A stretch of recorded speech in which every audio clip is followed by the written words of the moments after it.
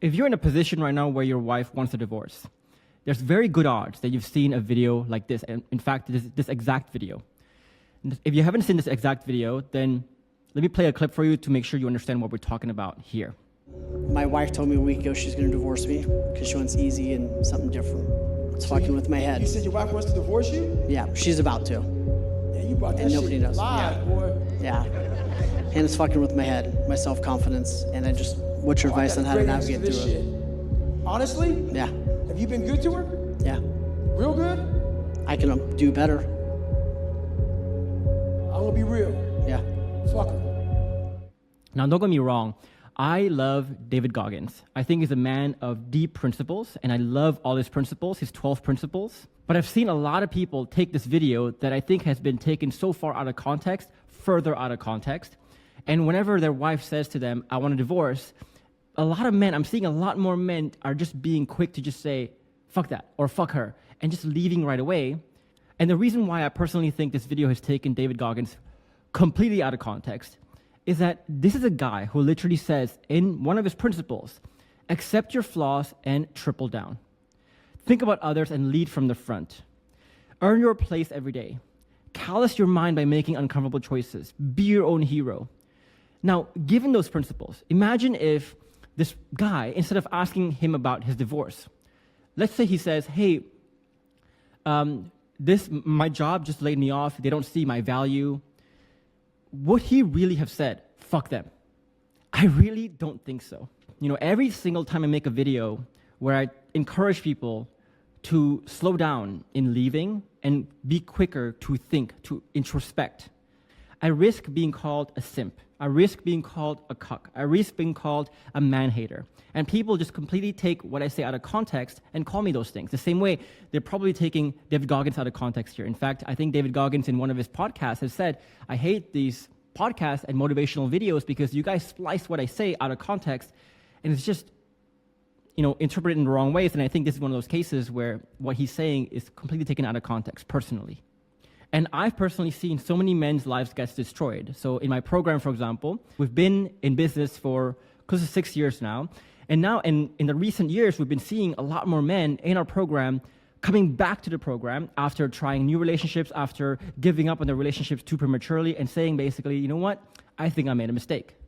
And if you have time, for example, read this exchange with this client who gave up on this relationship too early, took this kind of advice, and ended up destroying the next relationship he has. And so guys, if you are on the brink of divorce or separation, and you want content that cuts through a lot of the bullshit and really bad advice that is out there, and you want advice that actually works, that is actually useful, a non-manipulative way, then feel free to subscribe to this channel and click the bell button as well to be notified when I post new videos every single week. And if you'd like to join the program that we have, you can feel free to join the masterclass where we show you how to apply for the program if you're interested in doing so. And the main lesson here, guys, is that, you know, we hear the quotes, for example, life will keep giving you the same lessons until you learn from those mistakes. And we also hear quotes like, pain can be your greatest teacher. And if I look at that, in my life, honestly, my growth trajectory has never been linear. 80% of my learnings I learn in 20% of my most painful moments. And I can name 2 examples here. I remember there was one time, many years ago now, where I've quit my job, and I was still in America with a visa, and I remember I was lying down on my floor, just crying in front of my wife, because I had 2 more weeks of runway in my bank left, and if I didn't make something happen then, I would get deported, basically. And in those 2 weeks, in those most painful moments, that was the moment of deepest introspection for me. That was the moment when basically I was in a lion's cage and there was no key to get out. And that moment was the moment where I summoned something within me to really look within, to see my flaws of why people weren't buying my product, of why things were not working. And that was also the moment when I summoned something within me that got me from just becoming above average or good into someone great. But it needed that painful moment. It needed that really painful moment for me to wake up something within me. And of course, another example of this was my relationship. So a lot of people ask me, how did you come up with this program? How did you come up with the principles of this program, Jeff? And really, the best answer I can give you is that it was pain. that really pushed my mind into overdrive, into figuring out deep introspectively the flaws within myself. Because at that point, there was no point in me trying to fool myself anymore, trying to lie to myself anymore about my flaws. It was a time when I have to be honest with myself and say, here's my actual flaws. And once I discovered the flaws, that was when I also discovered a lot of the solutions as well. More solutions than if I wasn't in pain.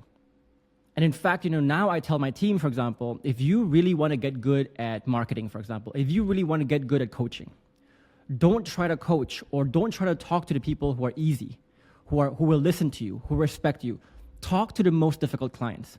Try to figure out a way how to say things to the most difficult clients, what to say to the most difficult clients. And I bet you, when you put yourself in that moment of pain, when you keep putting yourself in that very uncomfortable position, you will figure out something much faster than if you just spent your time in very comfortable places.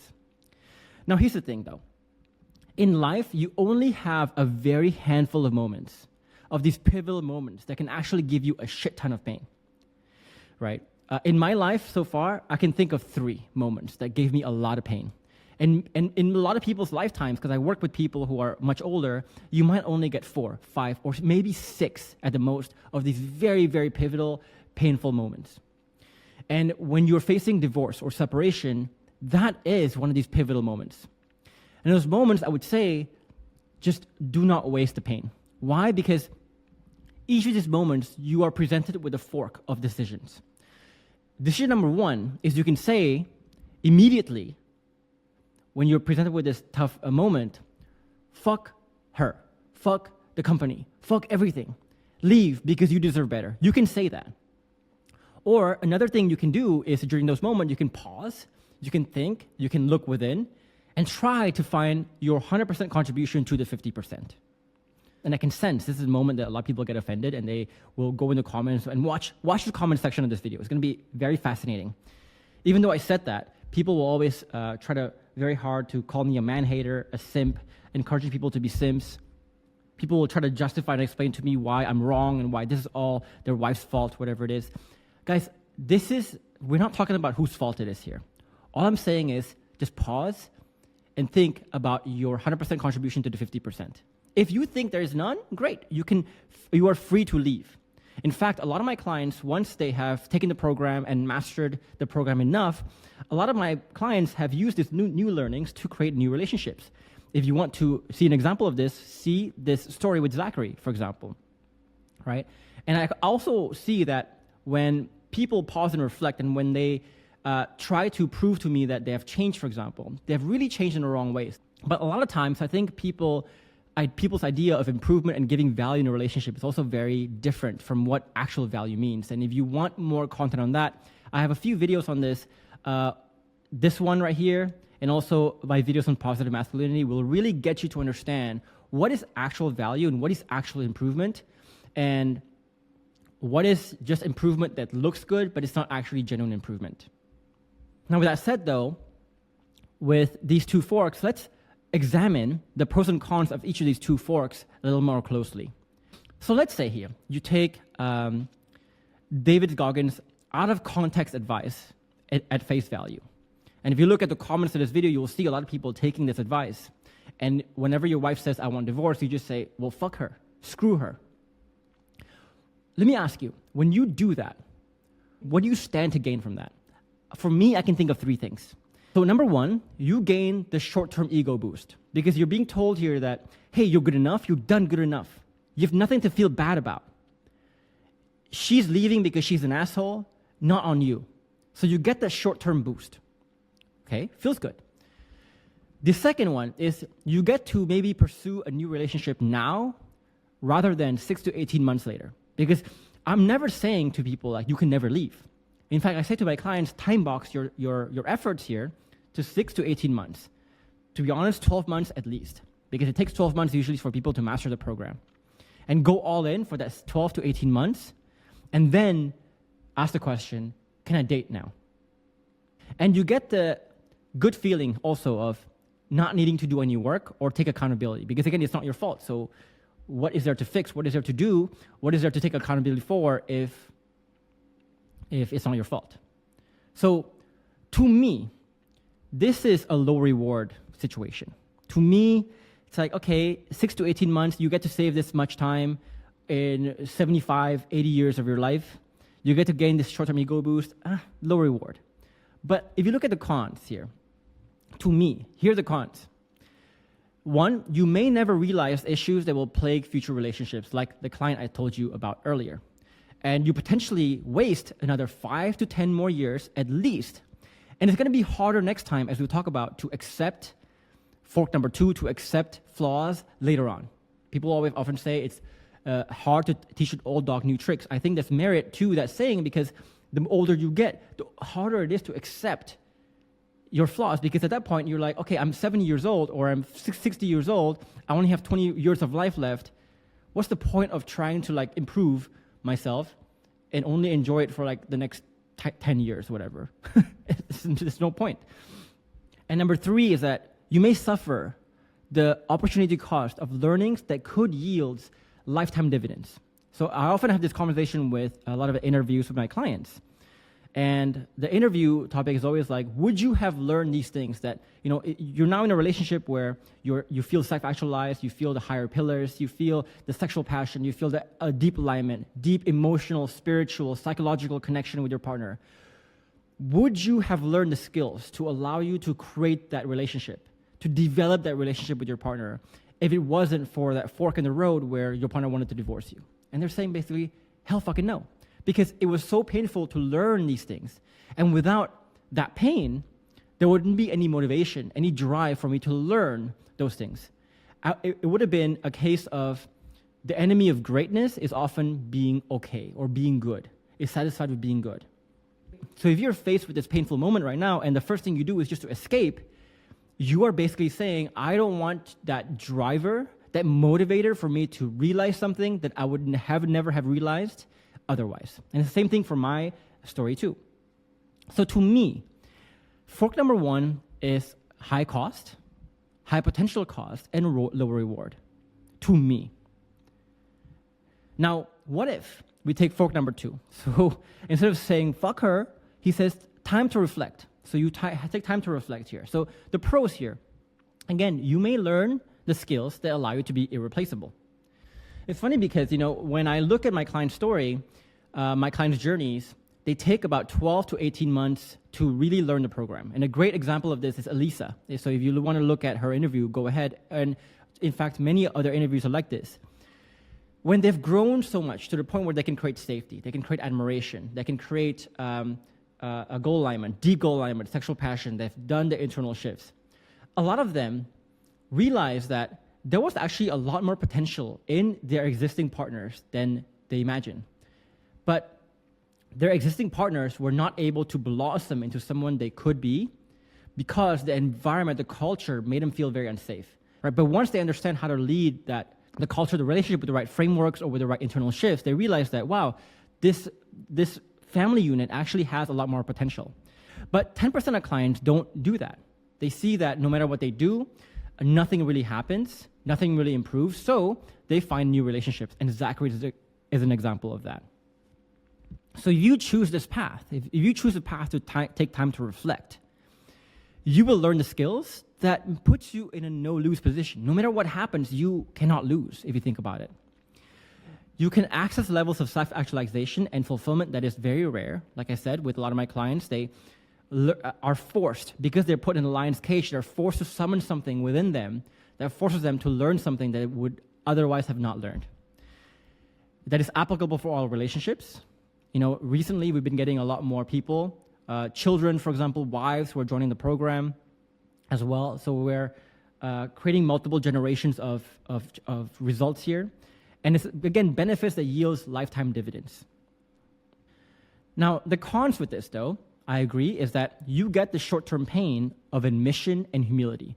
Admitting that, hey, my wife wants a divorce, but it could be my fault.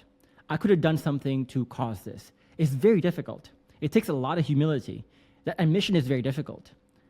And the acceptance that there is a lot more work to be done now, because now it's my fault.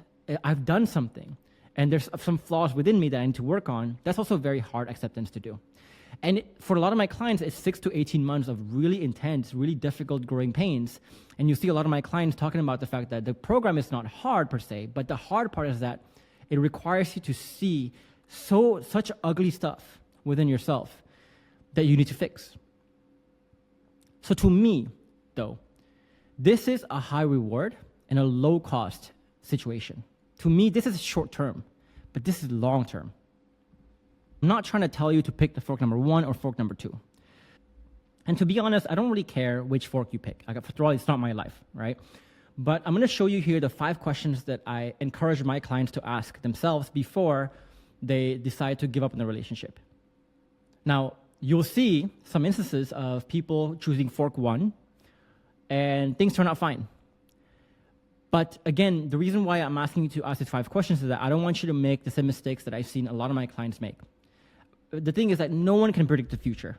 Like if you look at investing, for example, you will see a lot of people playing this very risky investment trades. Sometimes you hear stories of people who win a lot. Rarely you win a lot, right? But then often you will see people who play the same risky strategies and just get burned completely. They lose everything. And so the reason why I'm telling you this is that even when you see some examples of people trying risky strategies and seeing that those risky strategies worked for them, doesn't mean everyone should just go all in to those risky strategies thinking that will happen to you as well. In life, every decision we make is about the decision of making the best decision that is low cost, high reward, as much as possible. And so this is another example where you're only going to have like 4, 5, 6 of these moments, these pivotal moments that come into your life. I want to make sure that you are choosing a decision that has a higher likelihood of getting you to a better place than trying a risky decision that may, in like a 1% chance of getting you amazing life, but a 99% chance of losing everything. I don't want you to have that decision. I don't want you to make the wrong decision here. So question number 1 is you have to ask yourself, what type of relationship do you want? If you want really that deep emotional, physical, psychological connection that is very fulfilling, that makes your life very fulfilling, I think in this one, fork number 2 is the only one you need to choose. You can choose. You must humble down. You must admit your weaknesses, learn the 5 pillars, internal shifts, etc. If you look at the comment section of some of my videos, for example, or even the David Goggins video that was there, and just look at how some of the men talk about women. How, for example, like the people who say, like, choose fork number 1 and say, fuck her, just watch the way they talk about women. Do you think those people are able to get that deep emotional, physical, psychological connection with new partners, with other partners? I really doubt it. In my experience, when people say, for example, like, I've been with my wife for 24 years, and I actually see their relationship, how the relationship is playing out in their life, sure, they're not fighting, sure, it's not bad, but they're also not really thriving. They're not having that deep, spiritual, emotional connection. And the other thing about this too is that, I've joined this mastermind of really the best entrepreneurs in this space, in the coaching space. And some of them make 7 figures, a lot of them make 8 figures, some of them even make 9 figures sometimes. And the level of ambition that these guys have, I just have never seen elsewhere. And if I ask all of them where your ambition came from, where your desire to learn so many skills, so many life skills, so many business skills, so many sales skills, they'll always tell me, pain drove me there. I've been broke before. I've been suffering before. I've been the other end of this before, and I didn't like it. And that forced me to summon something, to not just go for good, but go for greatness. And the same thing here. If I look at my journey of how I was able to learn the skills to be able to create a deep, emotional, physical, psychological connection with my partner, it was because I chose fork number 2 during my pivotal moments. If I chose fork number 1, I would never have gone here. If I, for example, was facing that really pivotal moment in my career journey where I was basically do or die, I had 2 weeks left, if I said during that time, fuck the world, fuck my customers, people are not buying, screw them, what would be my motivator to learn the stuff I've learned now? Nothing. And to be honest, guys, I don't really judge if you want to choose otherwise. If you want, if you tell me, I want an Andrew Tate style kind of relationship where I want, sugar babies and a lot of partners, If you want that kind of transactional relationship where it's all about sex and it's a drama-free relationship, you don't want that deep emotional connection, that's fine with me. But I just personally want a different kind of relationship, and I want to teach men how to get there. So again, I always tell this to my clients, right? If you want the outcome, then don't whine about the work that it takes to get there. If you want to lose weight, if you want to get six-pack abs, don't whine about the work that it takes to get six-pack abs. Don't whine about the fact that sometimes you need to be humble and say, I'm not good enough. But if you want to not do the work, if you don't want to do the work, then you shouldn't whine about your outcome as well. So if you don't want the work of being humble and introspecting and seeing your flaws and seeing how you may have contributed to the problem, then don't whine about the fact that you may not have the outcome that you want right now, right? If you whine about the work, then don't say you want the outcome. So if you say, for example, like, so some people, for example, come to my videos and say, man, this seems like a lot of work. Well, yeah, it's a lot of work. Relationships is work. But if you don't want to do the work, then don't say that you want a deep emotional physical connection, which is fine with me. It's all about what you want. Really define for yourself what you really want, because this will determine if you don't want a deep emotional connection. If you don't want to learn the skills to do that, go choose fork number one. You got nothing to learn here. That's fine. But if you want to learn the skills for deep emotional connection in the future relationship, this is your time. This is the fork. This is the time where if you stay in this pain, you stand to gain the most. If pain is your greatest teacher, this is life basically giving you pain on a silver platter. And this is the moment when I think you will discover so many more things about yourself than you could ever imagine, and you can learn so many more things about yourself as well. And question number 2 is your definition of better or treat her well the correct ones? You know, in that video, David Goggins asked the man, did you treat her well? And I think if I was David Goggins and I had more time, I would dive deeper into what treating her well meant. You know, when I talk to a lot of men and they explain to me the value that they think they created, a lot of the value is just very down here. It's very physiological needs, even some basic safety needs, like I provide food, I provide shelter, I bring home the bacon, I let you buy clothes, right? I give you physical security, I give you just financial security, whatever it is. But when it comes to the higher levels, like love and belonging, esteem needs, self-actualization needs, it's really lacking. And the next question I ask these men is like, okay, so if you were your partner, for example, right? Notice that you are asking your partner here to spend her one and only life and dedicate it to you, right? So that's a really big ask that you're asking of her. If you're gonna ask for something that big, you need to support the value that you give with something big as well, right? So if you want someone to give their whole life to you, basically enslave their whole life to you, just giving these needs are not gonna cut it. You need to give the higher level needs. So let me ask you this. If you were your wife, right? How many men in this world can she find that can give her this lower level stuff? A lot of them will say a lot. How many men can give the higher level stuff? Very few. So how can something by definition be valuable, be high value, if you can get it everywhere? Answer is it can't be that high value, right? So a lot of people's definition of treat her well is very subjective. To me, if you're just giving the lower level values here, you're not really giving value. You're creating very low level value. To me, if you can really say you can treat her well only when you can give these higher level values. And I'll talk about this in this video, High Value Man 101, how to give her what she actually wants, on talking about this concept of inflation of value, how back in the days, right, because women cannot vote, women cannot work, sure, you can give her these lower level values, and that's fine. But in this day and age, women have a lot more freedom to do things themselves. So the fact that a man can give this stuff is no longer going to cut it anymore.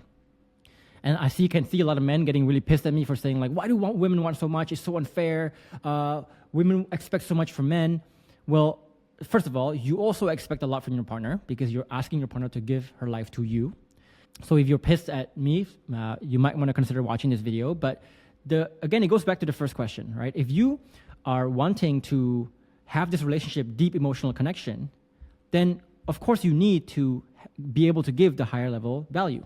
And if you want to whine about the work, then don't say that you want this. Maybe you don't want this. You know, there's no ways or ifs about this one. Another question you need to ask yourself is, are you creating value in the correct way or just in your way? So I know a lot of men, in my program, I enroll a lot of men who are wealthier, who are better off financially, who are, business magnates in their own industries. And a lot of their wives complain that, hey, dude, we have so much money already. Why are we spending so much of our lives working and working and working? So if you were to ask a lot of those men, when I'm working and creating a lot of money, more millions, is that me creating value? Is that me being better? Is that me treating her well? Yes, but maybe not in the ways that counts for your partner, right? I used to solve problems the same way too. I used to, whenever my wife would get mad, I would just buy her stuff, right? And my wife would tell me, like, stop doing that. It's not actually what I want. It's what you want to do, but it's not what I want to do. What I want. It's not the value that I'm looking for. And I would always tell her, like, well, I'm treating you well. I did this. But you got to ask yourself here, is the value that you're creating, is it valuable to her, actually valuable to her, or is it only valuable to you because it's your idea of value, in a sense? Another thing to ask yourself is, like, are you using the value that you give, maybe the wrong value or the low-level values that you give, as a weapon or an excuse? Because another thing that really drove my wife crazy was when I would give the wrong value or I would give the low-level values. And whenever she told me, like, hey, these low-level values that you're giving me or these values that you're giving me, it's not enough. It's not what I want. I would get really pissed. Whoa, how dare you, right? How much do you want? You're so ungrateful. And a lot of you may be in the same mindset, and that destroys safety like no other thing. So the second question really is your definition of better or treat her well the correct ones? If you're convinced that, yes, I've given her the high-level values, I've given her the right kind of values, and she's the one who's ungrateful, she's the one who's an asshole and not appreciating my value, if you can 100% say that, then feel free to choose fork number one. But if you have a sliver of a doubt here that, maybe I haven't been creating the high-level values, maybe I haven't been creating the values in the correct way, the correct values in the correct way, then consider fork number two. And question number three is, are you certain that this is an issue of her character and a fixed state? Your issue is a fixed state.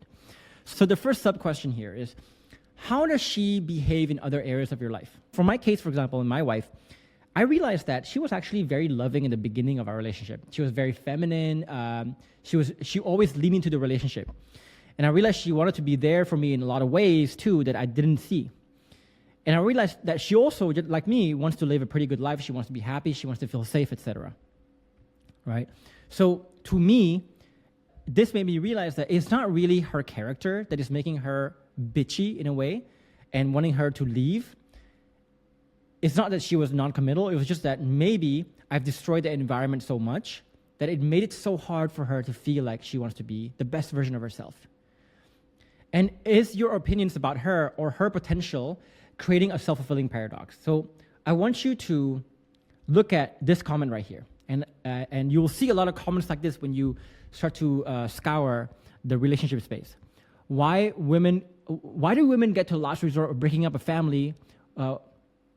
We are saying by our thousands that we aren't seeing the signs. Then maybe they shouldn't be dropping hints and they should be communicating more openly and direct about the issues. It's an epidemic. At what point are we going to stop blaming the dumped for missing the signs and start holding the dumper accountable for being shitty communicators, etc.? Okay, so the thing I would say to this person is, your wife didn't tell you stuff because she didn't feel safe to. I used to say this to my wife a lot too, like, whenever she would tell me a tough truth or difficult news, I would tell her, like, how come you didn't tell me this sooner? Well, because she tried to, but she couldn't. Like, would you really, if you were a partner of this person, and your partner really thought this lowly of you, you were a shitty communicator, you were being avoidant, always protecting yourself, whatever it is, and this person hates you so much, hates women so much that they're willing to basically express this on the internet, would you feel safe to tell this person what they need to know? Even for me, I'm not going to respond to this person because I know I'm going to get shat on by this person for responding to him or for negating him, right? The safety is just not there to even communicate with this person anymore. So you ask yourself, like, how come you didn't tell me this sooner? Well, the fact that you're getting angry for discovering the truth now is going to tell your partner exactly why she didn't share it in the past. You know, sometimes a lot of men get very quick into blaming something out of character, out of their partner's character. So, for example, they're stonewalling, they're bad communicators. If they want to leave, they're non-committed, unappreciative bitches, right? The fact that you think about your partner in such a low character like that is going to make the demise of that relationship, the bitchiness, increase even more. Because what you're doing there is you're destroying safety, because it's impossible to feel safe with someone who thinks so lowly of you. When you destroy safety, you will increase self-preservation. When you increase self-preservation, you will then get people to do things out of that self-preservation in toxic ways. And when you see the toxic ways, you will then confirm in your mind, oh, I knew she's bitchy, right? You will create this very ugly self-fulfilling prophecy. So if you are right now about to choose fork number one, and you are going to choose fork number one because you blame your partner's character, are you sure you're not creating a self-fulfilling paradox here? Ask yourself that question honestly, right? Another thought experiment you can do is to reverse victim blame. So a great example of this is my mom and dad, right? My mom and dad, I've come clean about this one, but they've never had a good marriage. But if you look at their marriage, they're always blaming each other for each other's character flaws. Oh, my mom would say, my dad has anger issues, has temper issues. My dad would then tell my mom, oh, you have a character issue in that you don't know how to listen, you don't know how to be present, etc. Right? So it's always just blaming each other. But if I look at my mom and dad as a third-party person, I'm like, okay, Dad, I can see why you're an angry person, because to be honest, some of the stuff that mom does drive me nuts too. Mom, I also understand why you don't want to be listening, you don't want to be present, etc. Because to be honest, yeah, it's really hard to listen to dad sometimes when he's angry. And in order for you to protect yourself, you need to shut yourself off from my dad. I get that.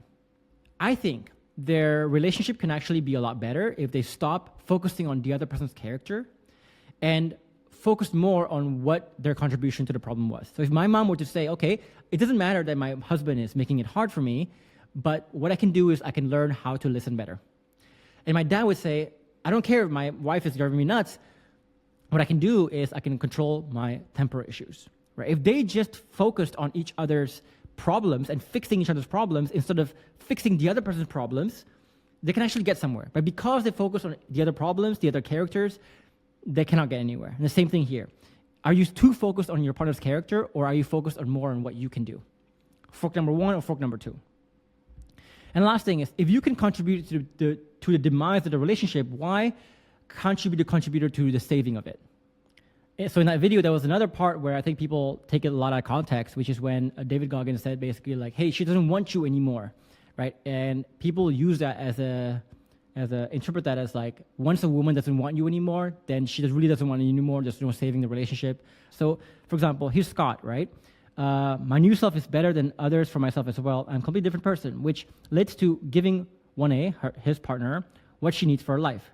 Per the chain reaction, this would not have happened if 1A wasn't brave enough to take the step to leave.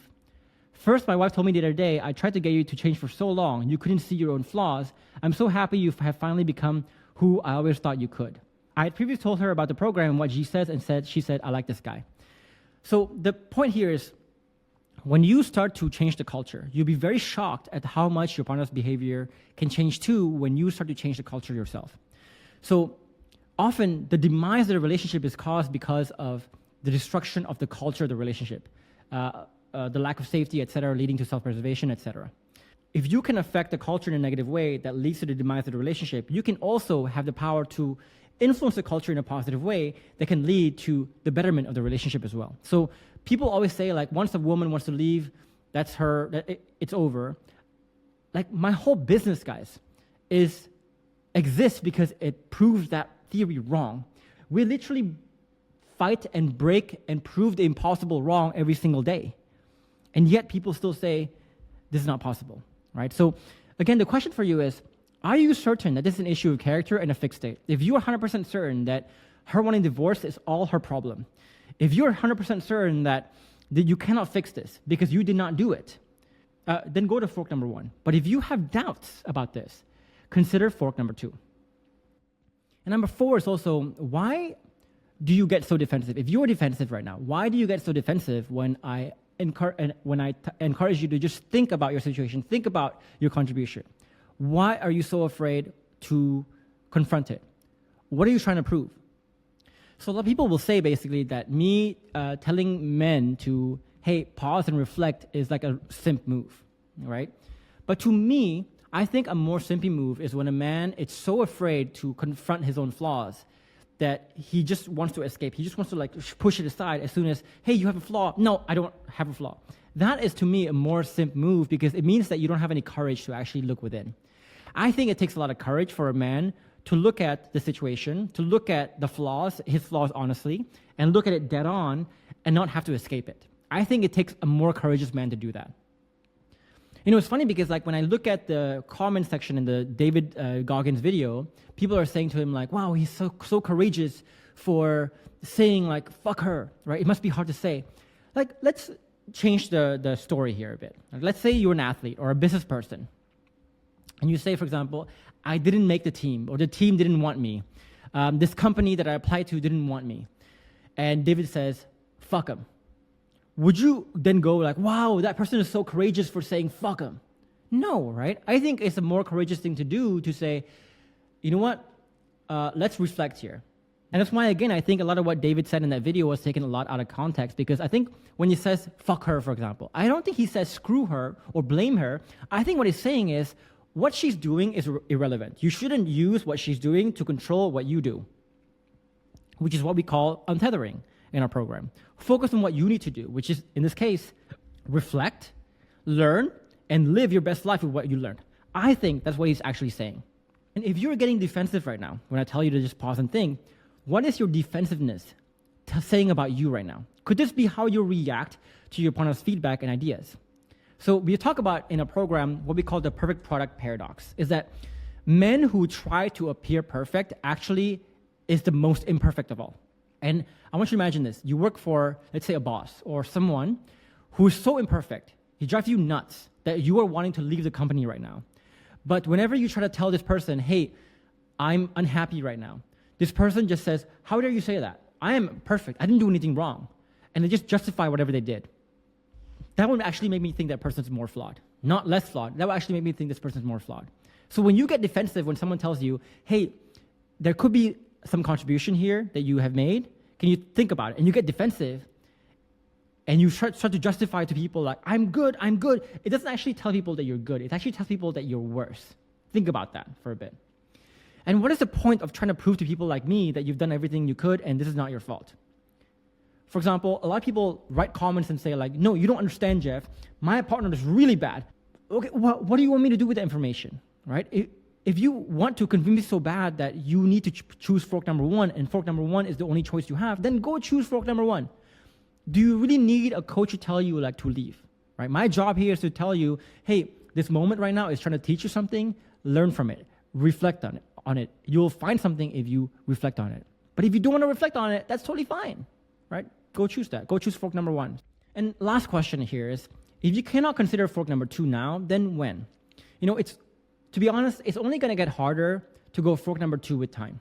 So if you cannot choose fork number two now, it's going to be less likely you'll choose it in the future, kind of thing. Now, I personally encourage all my clients to always choose fork number two.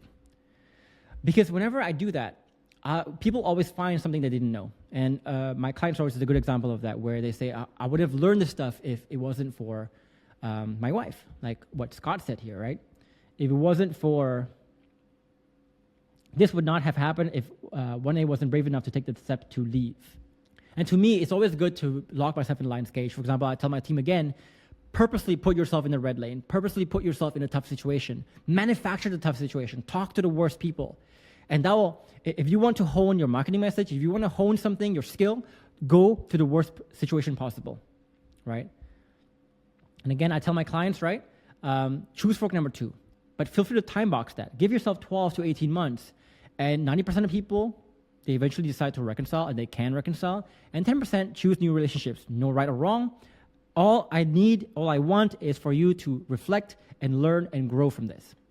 So how I choose to live my life personally, that has gotten me a lot of success in so many parts of life without me needing to constantly brag about it or justify my success, looks like this, right? So whenever I get a fork, whenever I get a pivotal moment, I choose fork number two. In the short term, it's painful.